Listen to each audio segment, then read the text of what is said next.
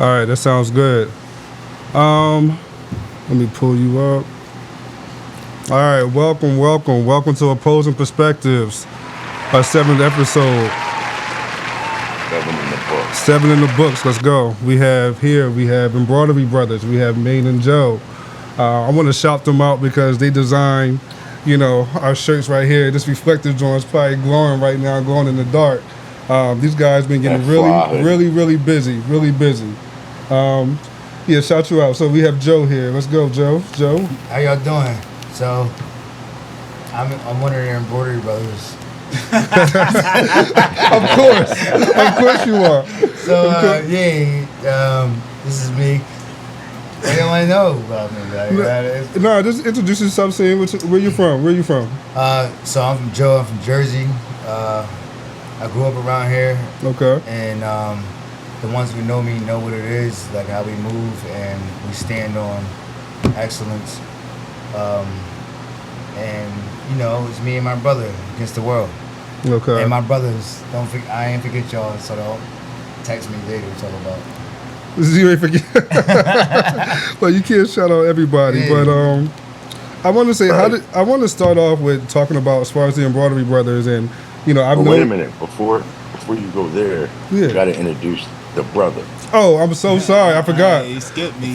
No. Nah, I'm not letting that go down. No. You forgot about the engine, man. No. Engine,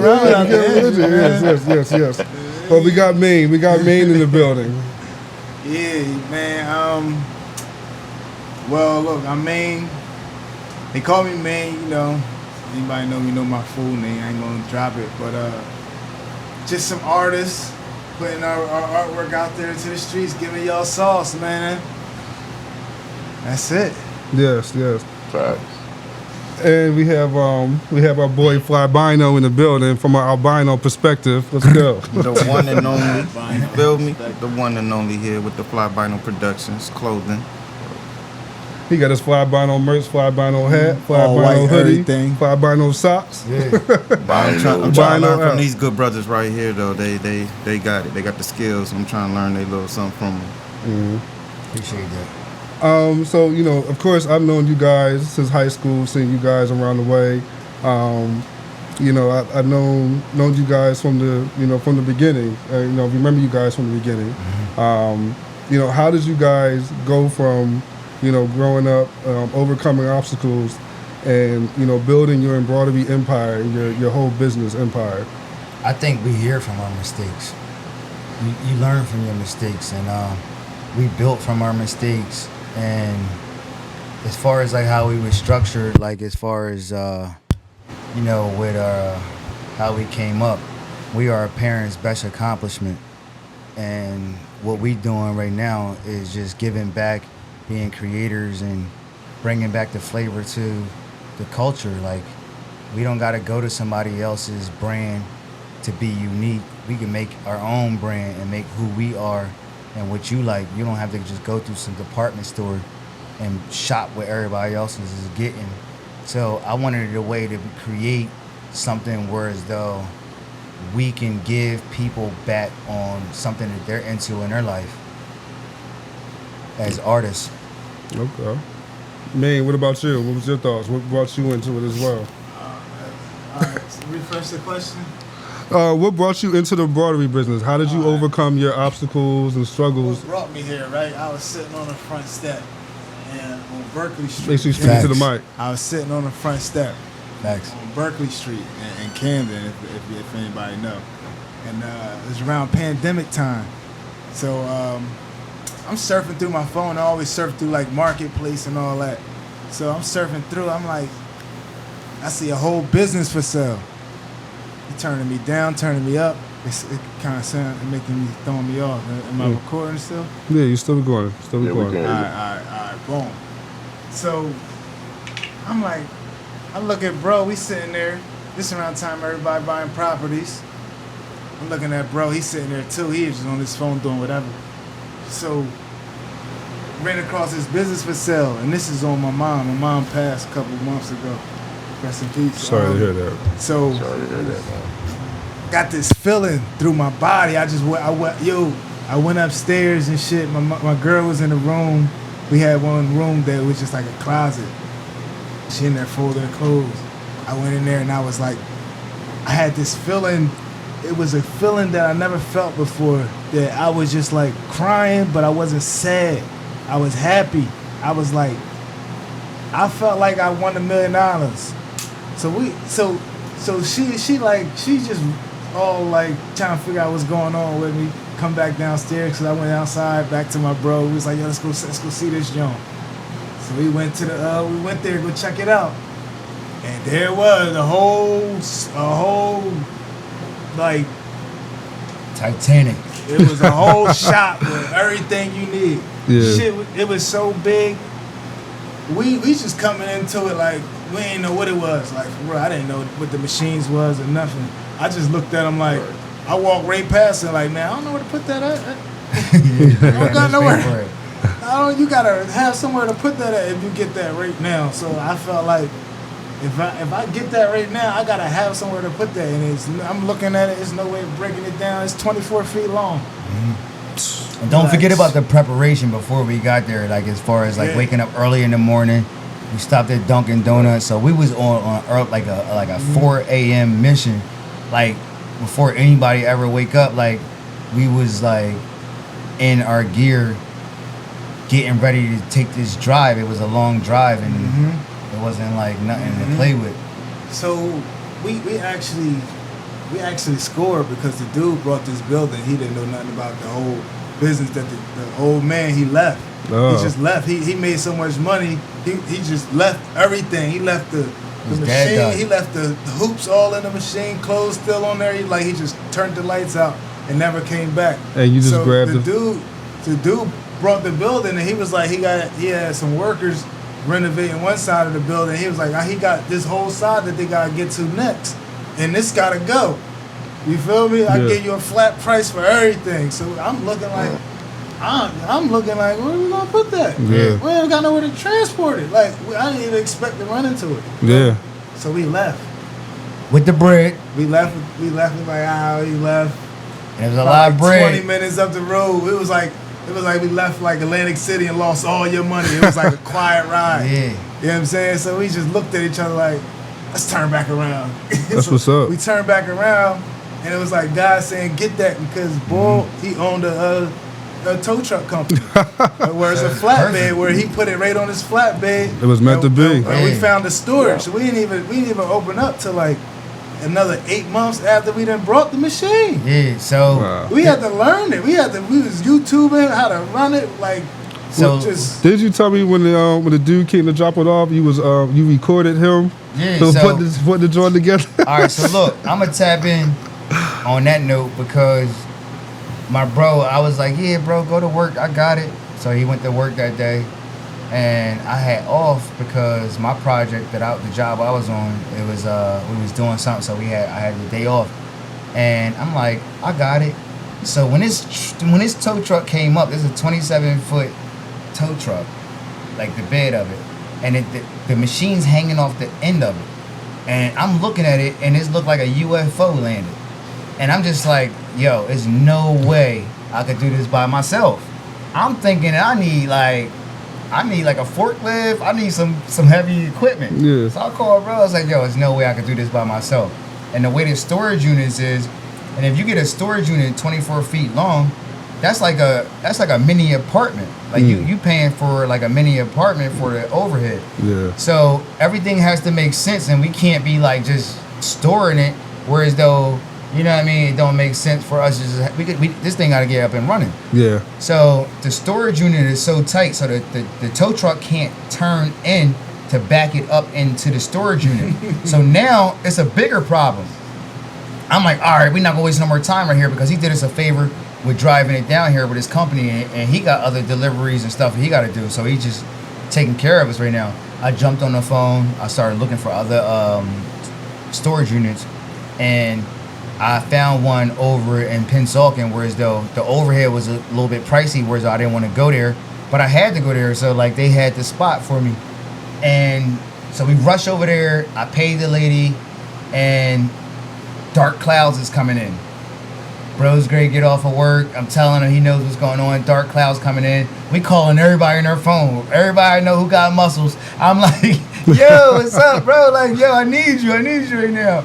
Like, come on, pull up. So people start pulling up, and the dark clouds is coming in. He got it on the tow truck. He's screaming like, oh, I gotta get back down home. It's a long ride. Da, da, da, da. Yeah. So he's panicking about that because he got calls coming in.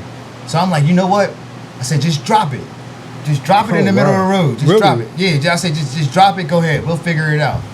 So I called my brother. I'm telling him we dropped it. Da, da, da, da. And he's like, all right, I'm going to stop at Home Depot. And I'm like, all right. And I'm thinking to myself, like, Home Depot can't handle this. No, this is some weight. This is some weight. We need some, like, pallet jacks or something heavy. So he pulls up real fast, throw his car in park, jumps out with this What? he jumps out with this like dolly. A dolly. Oh. Like yeah. And the dolly Trying to move it's like a trying to move the head. yeah, it's like a 3-ton machine, and like when you drop the machine, the whole ground shake. Like, so this joint heavy. So he pulls up with his dolly. He's telling everybody, get out the way. I got it. And I'm like, bro, it ain't gonna work. He's like, chill. I got it. So he puts his dolly in there. So we step back. I'm like, okay, we've been tussling with this all morning. If you think this little dolly gonna work, you throw it under there. And I'm like, bro, you sure? Like he said, go ahead. Yeah. So he's like, take the pallet, cause we had like car jacks, 10-ton car jacks. Yeah, I'm about to say, I was wondering, I thought that's what you were going to say in the beginning. So we had the car jacks jack the machine up to keep the level it and all that. So he put his dolly under there, and I just released the pressure, and it crushed it. So he's like, damn, my money! I can't take it back! I was like, all right, come on, we gotta keep it going. The storm's coming in. Get rid of that. So the next I did. So I told the storage unit, I'm like, yo, do y'all got a pallet jack? Because we already had one. So I was like, do y'all got a pallet jack? We need 2 to balance the machine out. That way we can get some wheels under it to get it moving. So the 2 pallet jacks, it worked. It had us moving, so whereas though we had some movement in the machine. And then with everybody moving at a pace where there was like 1, 2, 3 push, we was pushing it in there, and then we feel the drizzles coming, so we pushing it in there, and then we finally got it in there after a couple of hours, and not a couple of hours, it was like probably like what do you say, 2 hours? That's probably a couple hours. A couple of hours, because the way the storage unit is, it had like a lip, and mind you, when you got a pallet jack, anything little pebble, rock or something, it will slow you up. So we trying to figure out how to get over this hump.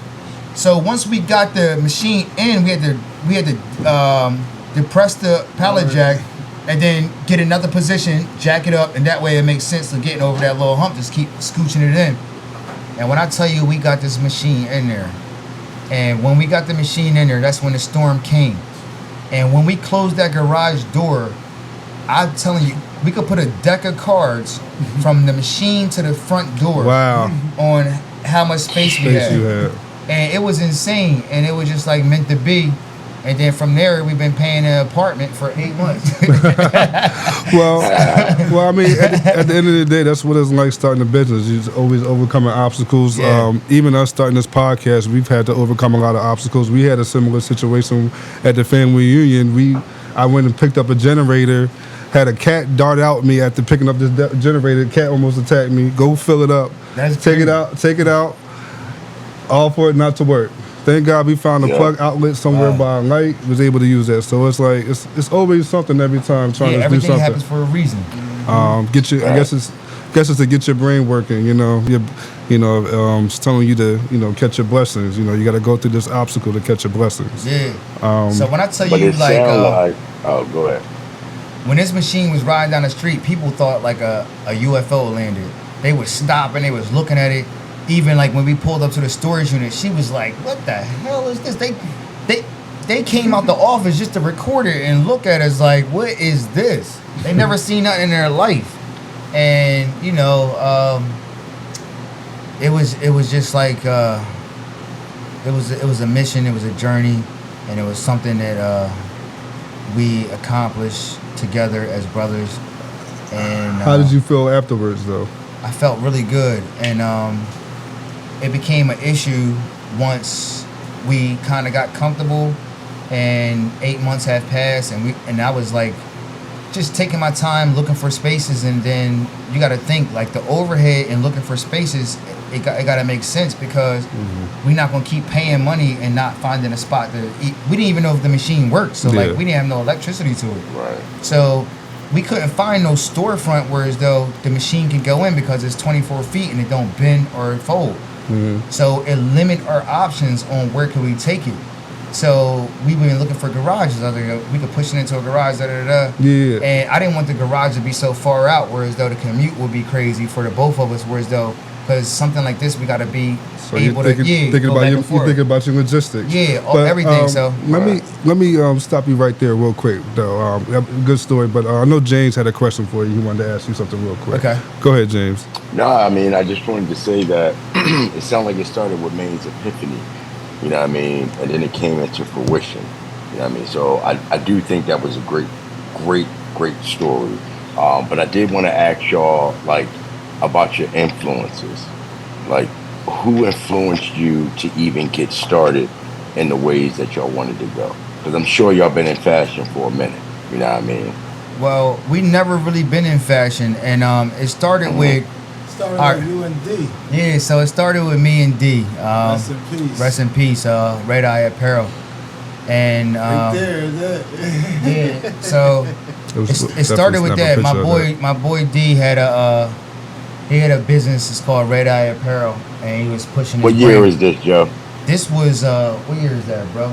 2004, 13, Like 13, like 12. you know what I mean? And I was really involved in it. And me and D started at LLC with Red Eye Apparel. Wow. And we was getting things rolling. And I had a director garment machine, and it was doing really good. And I was just like, yo, I could bring the director garment machine to you, and we can make it happen. Whereas though we could be pushing some T-shirts or whatever, and we worked this machine. I brought this machine without a clue on how it worked or what it was. I just wanted to put my artwork on garments. And honestly, like, it was a debate. Like, the situation I was in, the person I was with, I looked at her and I was like, yo, should I buy this Range Rover or should I buy this machine? And she told me, she was like, if you buy the machine, you can always get a Range Rover. So that really sunk in my head, and I was just like, I'm gonna go ahead and do it. And when I made the purchase, it wasn't no small purchase. It was like, I had like butterflies. I was like, am I doing the right thing? Like, I was like, am I doing the right thing? Do it make sense? And then, you know, my brother and my cousins and stuff like that, I wanted them to be on board, but they at the time they was doing their own thing. So I was just telling them like, yo, I need y'all to do this. So like, they was like, yeah, I hear you. And then they pulled up like, yeah, I want to get some shirts done. I do the shirts for them, and they loved it. They loved the machine. And then us being a union, like everybody loved T-shirts, so I started printing shirts for the union and all the guys, and they loved the T-shirts. I was on Comcast Tower 1 in Center City, and I was selling a bunch of T-shirts, and the day I made $6,000 off of selling T-shirts in one day, I was like, this is it. And my brother kind of felt the wave too, because I had to split shirts. I had to give him a bunch of shirts to sell, and I had some to sell because it was just too much running around for me.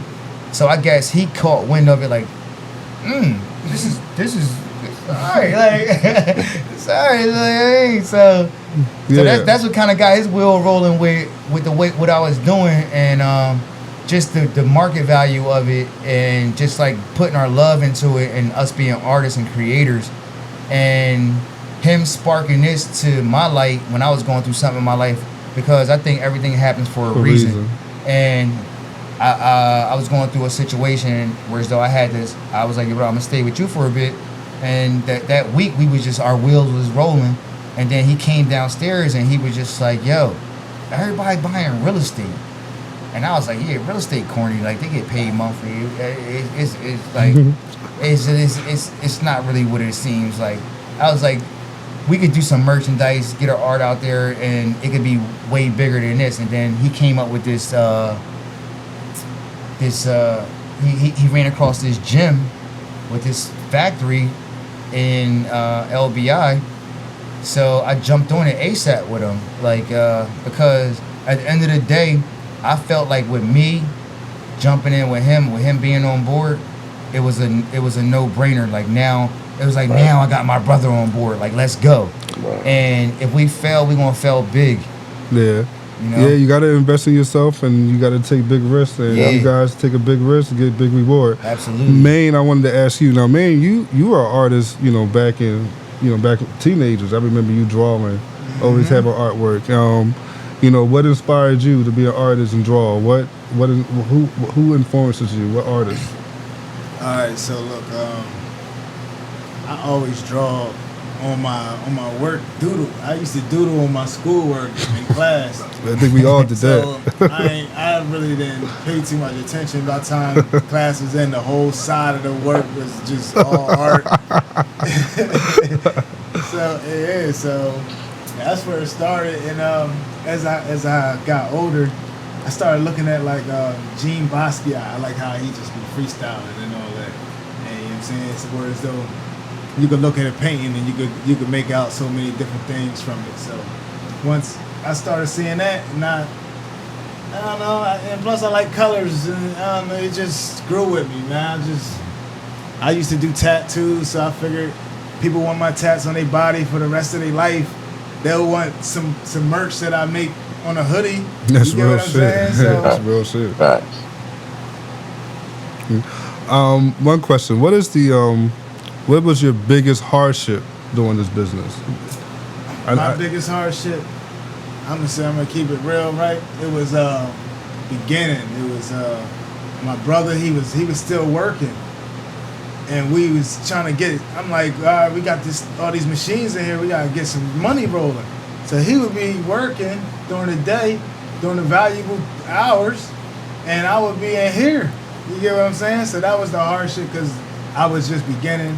And it was a lot of frustration, you feel me, that I had to go through it. Like orders, people coming in. I'm trying to figure out pricing. I didn't even really know pricing because I'm new to this. I'm going to different embroidery shops just to pick their head and not tell them that I got a shop or nothing, just to price out certain things just to see like how they break it down. So I was like putting two and two together. You know what I'm saying? I had my girl before I had my son. I had my girl in here. She was like, she just took all the orders from the door.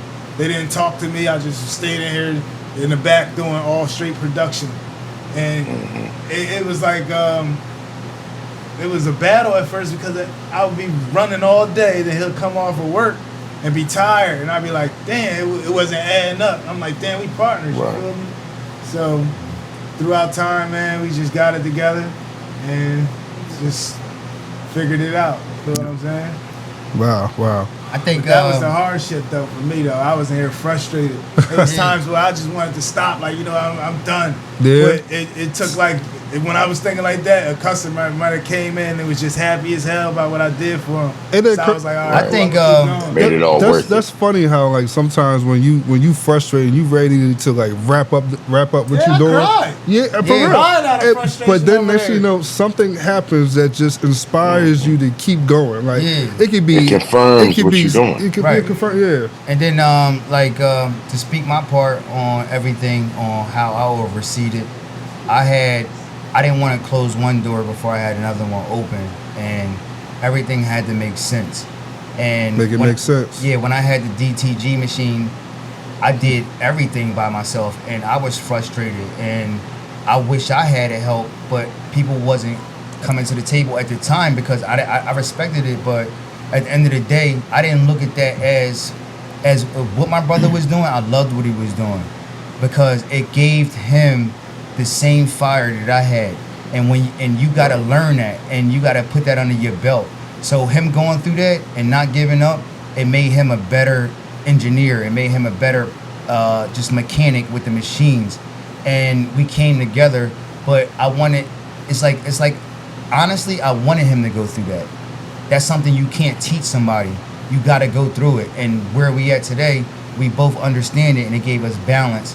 So whereas though we gonna just keep going hard, because we built for going hard. That's just what we do. Like we gonna go hard or whatever we put ourselves into. But as far as like how he learned these machines, I salute him, and he taught me a lot, and till today, like he still busts my balls. We got this business for 2 years. You still got let me tell a story. He was messing with you yesterday when I came up here in the shop yesterday. I was like, I was just here with the camera, messing around with the camera. I think Maine must have whispered to you, you know, he doing the pod. He doing the pod today, which was yesterday. Yeah. He came over. He was like, yo, you doing the pod today? I was like, no. Yeah, I mean, but I think me and my brother got a really good balance. Whereas though, like, I respect him and he respect me. And at the end of the day, like, if it's something that's got to get done, we're going to make sure we get it done no matter what. So basically, right, you just got to find people's strong points and people's weak points, right? And then you got to put them and stick them straight to their strong points. Like, boom, if you the mouthpiece and you could get the customers, that's what you strictly do. Don't interfere with this part because that's when stuff get rocky. You feel what I'm saying? Mm-hmm. So if I gotta do both, then it get complicated. So boom, you stick to that. You know what I'm saying? So you just gotta figure things out. Right. Play your part. Play your part. Exactly. You got a question? Maximize the talents of the people around you. Absolutely. You know what I mean? Don't try to ask them to do more than what they're capable just like of. And it's not a slight. But it's like you said, man. If you the mouthpiece and you know how to talk, you front face this thing. You know what I mean? Let me work back here. Well, I'm the mouthpiece. I know what I'm doing. What you say? I'm the mouthpiece. You the mouthpiece? So what it is, like, it's like the 48 laws of power. Once you read that book, you'll understand what people's position is. Like, if somebody's a mechanic, I'm not going to have them come in here and try to do embroidery. You stick them to what they love doing. Like, you know what I mean? You don't pull them out of there. Like, I'm not going to take Eli Manning and try to make him a running back. You know what I mean? Like, it's just like you stick to whatever you good at.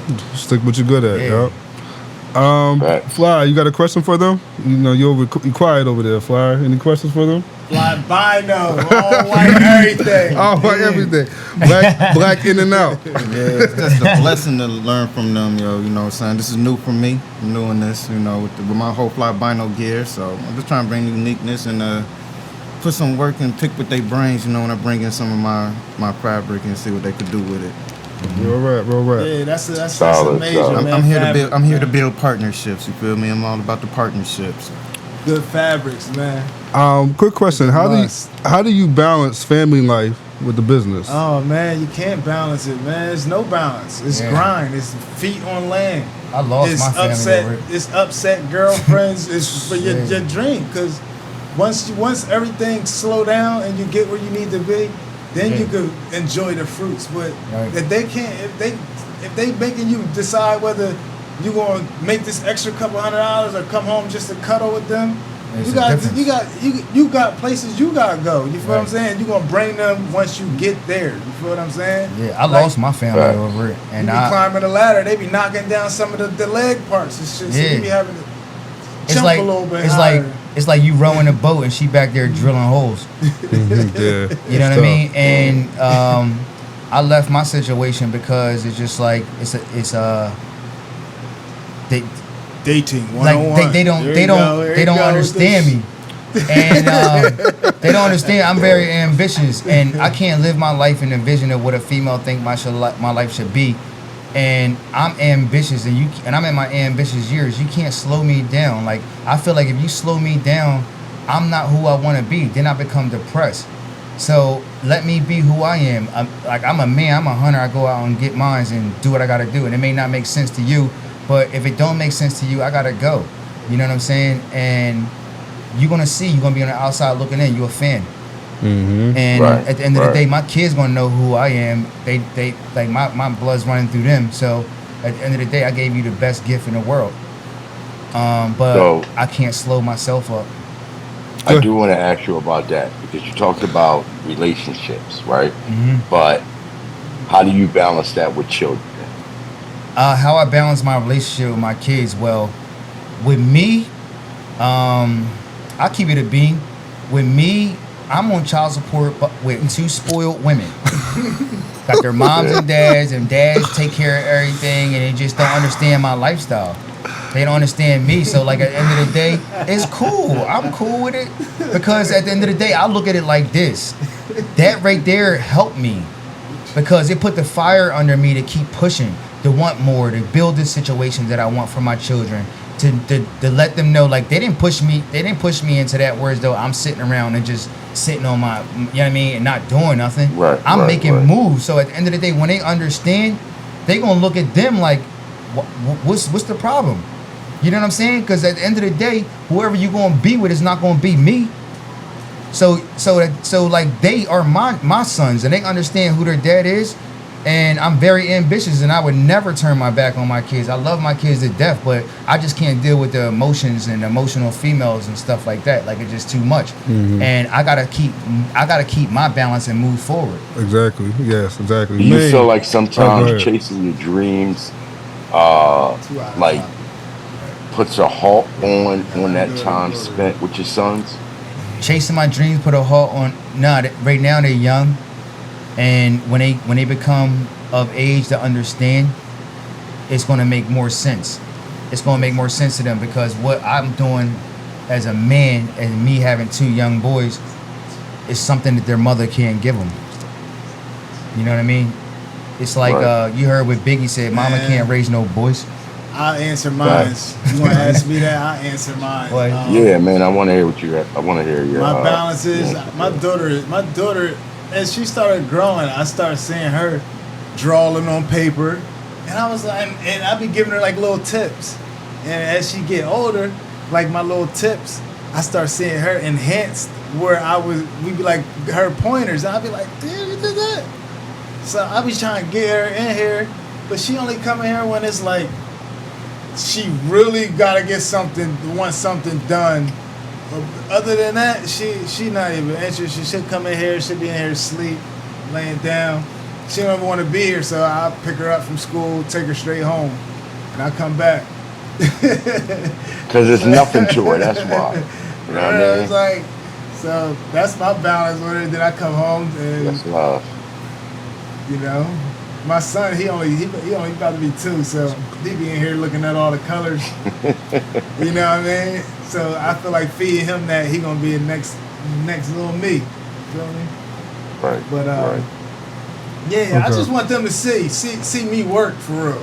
See me not being like, you know what I'm saying, change my demeanor and shit when I'm around so-called boss, or you know what I'm saying, Right, and be right. saying sir and all this, and he telling me what to do in front of my kids and shit, like I ain't the A wage you know what I'm saying? slave. So I want Yeah. to show them like actually putting in the work and living a good life. You feel still got Right. what Well- anybody else right. got. Well, you know man, what I'm yeah, saying? it's definitely sounds like you wanna build your empire. You wanna build it for your kids, which is great. Both of y'all. What I would like to ask is, how did you come up with the embroidery design, the logo? How do you He come up did. with the designs for your hats That's that a we good have going question. around here? He did.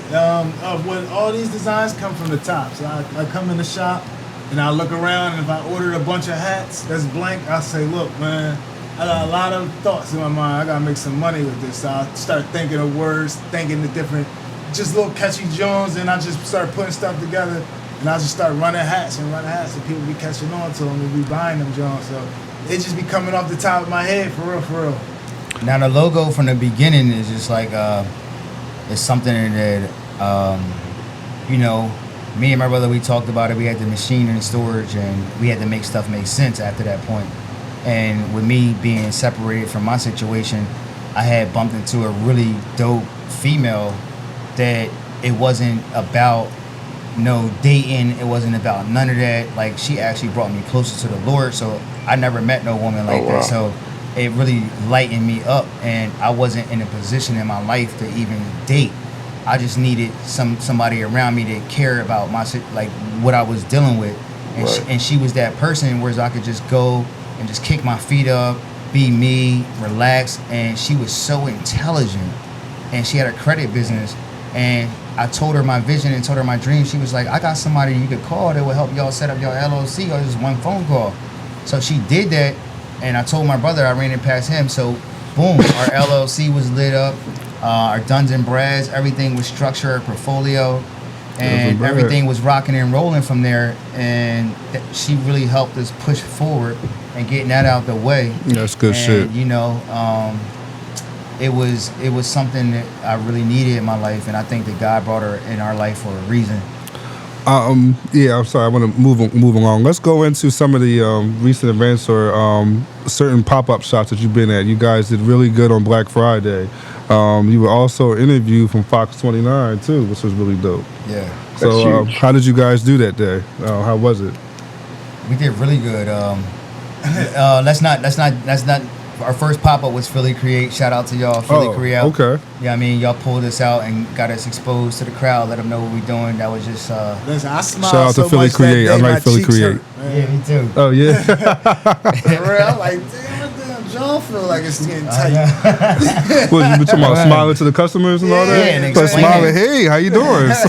And just talking to them, it was just so many people to dope, talk to. man. A bunch of dope people, man. You know what I mean? Because so many people come up and they don't know.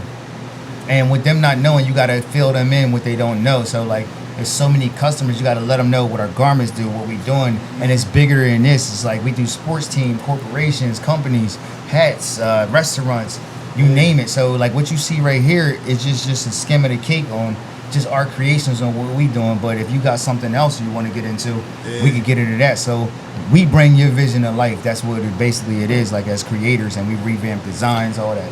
So basically, Oh, yeah. customers can come in not only buy the merch that you can create, but you can help them create their vision, Absolutely. their own vision. So they can come in, Or companies. come in Open with up the floodgates. they can Yeah. come in with their own blank hoodies, blank clothing, or Yeah. jean jackets, and you guys can embroider it and patch it up Absolutely. real nice. And prime example, look, show them. Oh yeah, exactly. on. Yes, they help bring this out come to on. life. Yes, Hey. We didn't just bring it to life. We gave them flavor too. So like, if you put a flash Yeah, on that joint, that John. joint bling. Joint is tough, It's like man. if you go to a shop, they just gonna give you what you asked for. I gave my mom. I gave You know my what I big. mean? And when you come to us, we're gonna give you some flavors. We're gonna give you different options. We're gonna create. Some seasoning. Yeah. Speaking of flavor, yeah, they made an olive green one like this, but I gave that joint to Yeah, my olive baby. green one. They gave that joint to my baby. I gave that to my baby mom. I'm sick Your right child's now. mother. That joint, Yeah. right? That joint was money. But hold up, Joe and Maine. I see these fly ass jackets y'all got on. Yeah. You know what I mean? I've been waiting for an opportunity to have y'all talk about these jackets. You know what I mean? These joints, I'm loving these joints. Yeah, I appreciate it.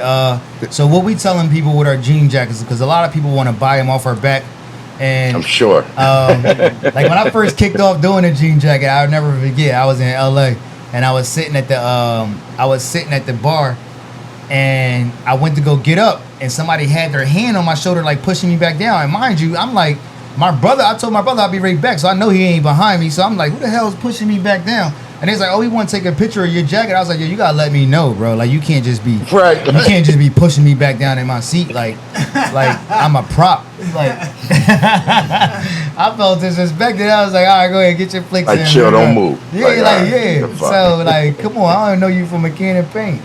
But when it comes down to the jean jackets, I give them like this. I tell people, like, they want to buy our jean jackets, but our jean jackets is signature to us. It tells our story. It tells what we into.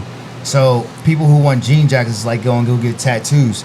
So come in and get your jean jacket and add your certain tattoos on it. So that way when you step out, it's a signature conversational piece for you that tells your story. And when you put it on, you're going to feel a lot better than just putting anybody's jacket on that came from Macy's, Nordstrom's, or whatever these brands is. Because they don't know. They just, they want your check. Right. They on a yacht right now and like sipping some martinis. They don't care. So when it's yours. It's signature to you. It's tied into you. Mm-hmm. It's like losing your iPhone. Yeah, it's like losing your iPhone if you lose it.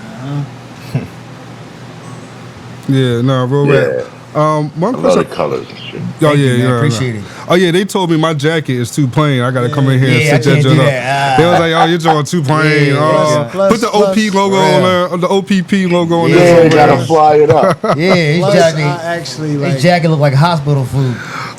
So I wanted to ask, basically, what is next? What do you see this growing into? Is this it? God knows. Wait a minute, hold on. Before y'all go to what's next, because, we got to give them what's next. But before y'all even give them any of that, what's the biggest mistake you made Oh yeah, that's true. starting your own business? It don't have, you know what I mean? Like y'all seem like y'all been enterprising for some time. But like, what do you think is the biggest mistake you made? I think the biggest mistake is not setting up QuickBooks early in the. Yeah. Mm. Yeah, that too. keeping your money organized, whereas though at the end of the year you ain't scrambling and trying to, you know what I'm saying? Because you want to make sure you get the max of what you can get or make even, or you know what I'm saying? So, was that a one-time thing, man? Like y'all? I think that's y'all, still now. Y'all learned that lesson right that's away. Still now we still dealing with Wow. it. Yeah, we figured it all out, but everything's gonna work itself out, Lord willing. Right. I feel like us being like, you can't expect to plant the seed and eat the fruit the same day. Exactly. So it's a growth, and you gotta grow with it, and you gotta understand that it's gonna be bumps in the road. But understanding it's gonna be bumps in the road, you're gonna be ready for it. Another And big mistake, right? only a fool knows everything. Well, go ahead, man. Another big mistake is jumping into the game and just acting like you Chinese and saying, I do everything. Yeah, give me 100 hats. I thought $2. The next thing you know, the next Sorry thing you about know, that, you got a bunch of hats and Sometimes hats your and- ambition. Yeah, you got a bunch of I stuff feel in there, that. and you're looking like, I'm only making $20 over this. But I think. All right, well, hold on. Wait a minute, Sedale. Go ahead. Real quick, I gotta ask Joe.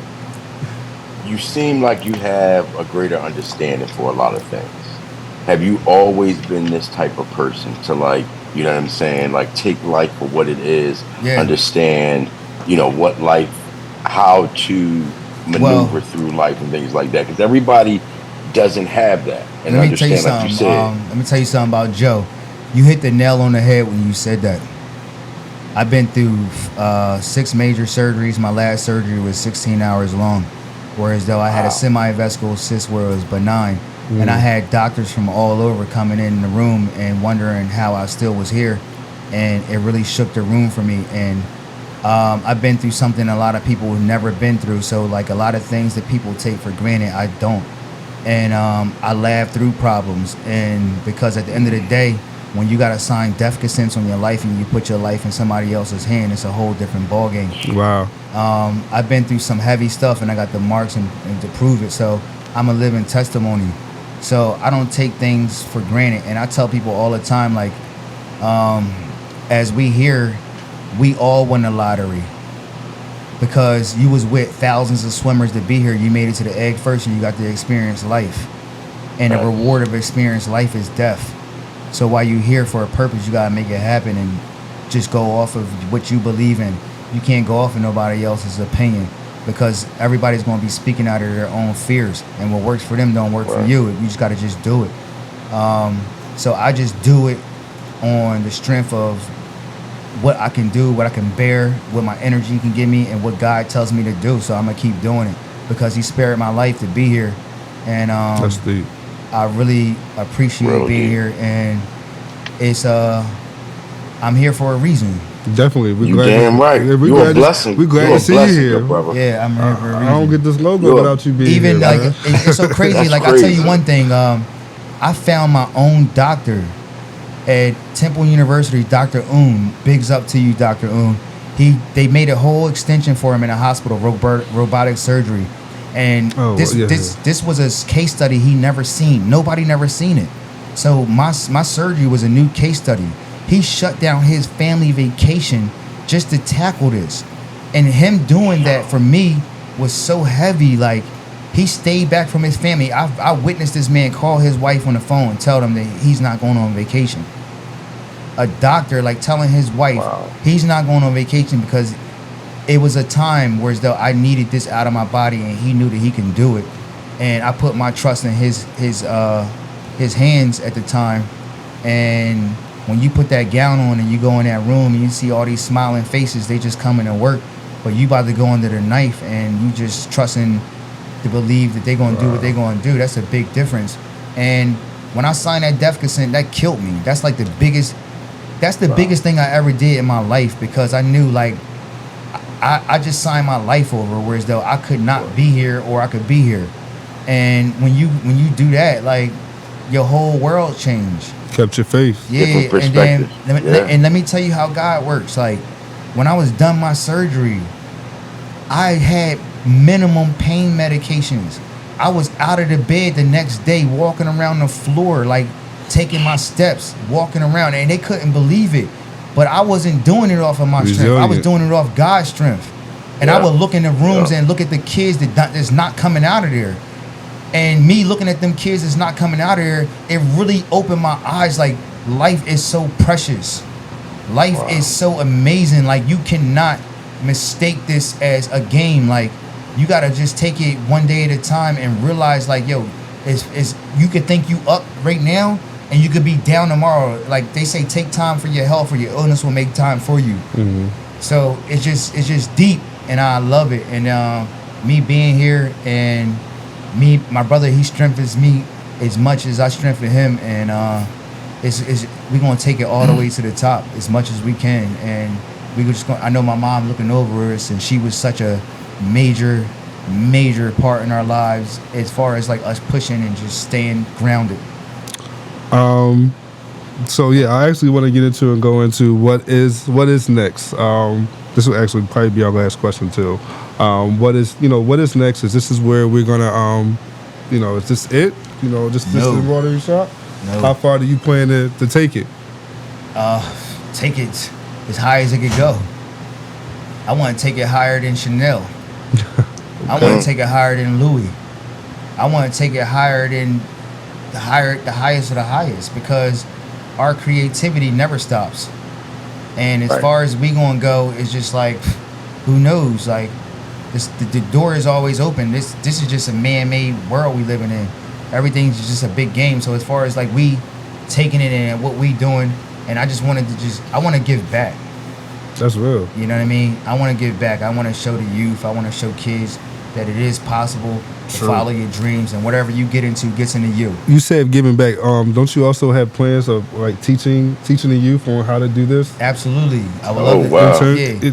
Wow. Providing some internships and stuff. Absolutely, because I want to let them know, like, it's bigger than just somebody telling you, oh yeah, you gotta work and do this, because they say go hard at your own dreams, or somebody will hire you to build theirs.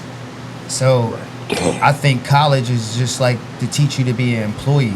You got a lot of wage slaves out here and not a lot of bosses, because if you got a room full of bosses, who's gonna be the workers? I you like know that. What I mean? So it's just like the sky is the limit. To me, I hate talking about it because it's just a big fantasy. Money is the control of everything, and when you eliminate money, it's just like, what do you want to do in life? Be what you want to be. Do what you want to do. And if you get the money to do it, because it's a system, it's all systematic, just do what you do and be good at it and love it. Sure. And at the end of the day, it's just like the sky's the limit. You make the sky the limit, because everybody got their own creation. Everything came from a thought. Everything around us came from a thought, somebody's thought. So like, be your own creator, be your own thought, set your own trend, set your own wave, be you, be different. You know what I mean? Being normal is scary. Yes, for real. Try being albino. What is Man, you got a gem? You got anything? What's next? For real. What's the question, bro? What's next? What's your vision for what's next? As well. Oh man, I just want to grow with the business. To be honest, I want to get some nice contracts for the back door to keep the engine rolling. As far as just big contracts with businesses, people that ain't jumping around all over the place. And I want to keep giving sauce. I want to open up a store in the mall, whereas though we could keep giving them the sauce. You know what I'm saying? So pretty much, if you're like a youth sports organization, you need uniforms, referee organizations. If you need uniforms, anything embroidered, schools, jackets, anybody, they can embroider it for you, and they will definitely work with you and give them flavor. We're not just gonna give you some we're gonna give you flavor. We'll give you something where you can wear your company We shirt created out flavor. to eat. We created flavor, After work, fashion, and it still everything. look Like fashionable. we are fashion.